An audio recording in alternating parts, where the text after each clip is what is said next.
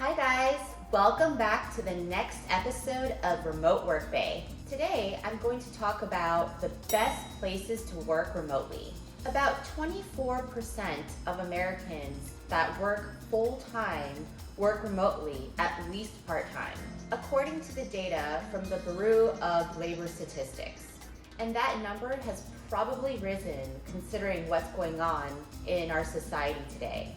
There are just some cities that make much more economic sense to live and work remotely. In today's episode, I'm going to break down the various categories that you should consider when you're considering moving to a city to work remotely. So let's first talk about categories you want to consider and things you want to look at when you're doing research on a city that you might want to move and work from. So the first category that most people will look at is the cost of living. You're going to want to look at the cost of housing. So depending on how long you want to stay, this could be a hotel, Airbnb, a short-term rental. You're going to want to look at the cost of groceries, the cost of food, and transportation as well, just to name a few things.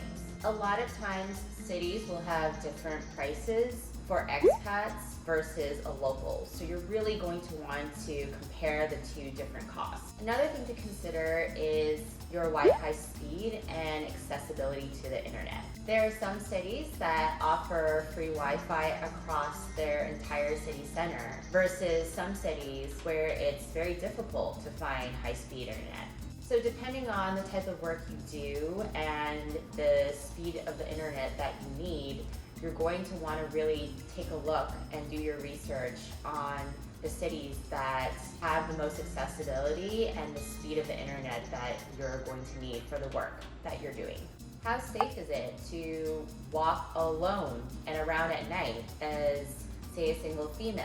How safe is it to walk around in the daytime? I would do my research on Wiki Travel, The Lonely Planet, and a bunch of other nomadic sites online to make sure that the destination that you're going to is a safe place and safe environment for you to work and live in. I also consider cities based on walkability. The convenience of walking to a coffee shop or restaurant or co-working space in a city is so important to me. This is something that you might want to consider as well because it's going to save you a lot of cost and time in transportation and travel every day. You might also want to consider the number of remote nomads working in that city as well. It's always nice to have a community of expats around you for support.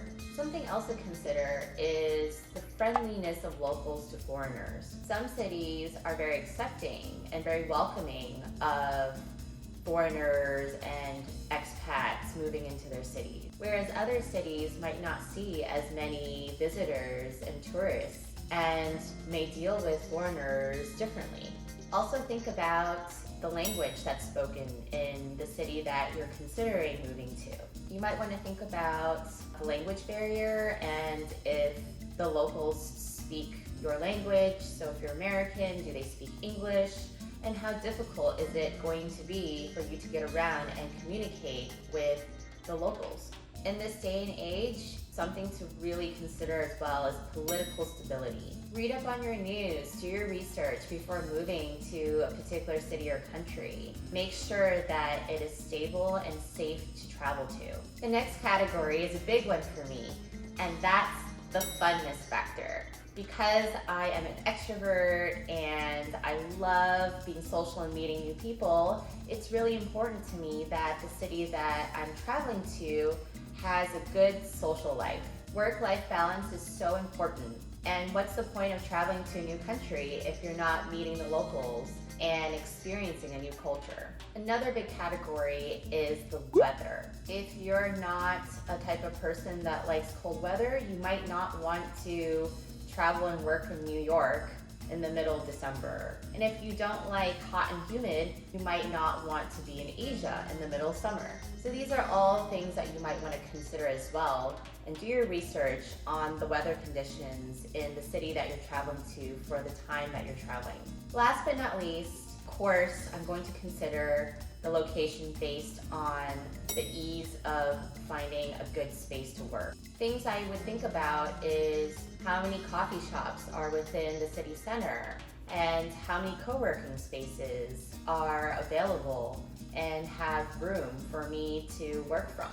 These are some of the categories that I personally go through and do research on before I move to a specific destination.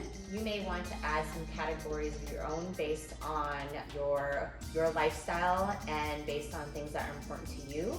But I hope that these categories that I listed are helpful when you are considering your next destination to work remotely. I hope this episode was helpful and inspiring. If you enjoyed my episode, please subscribe and like below. Thank you so much for watching Remote Workday, and I will see you next week.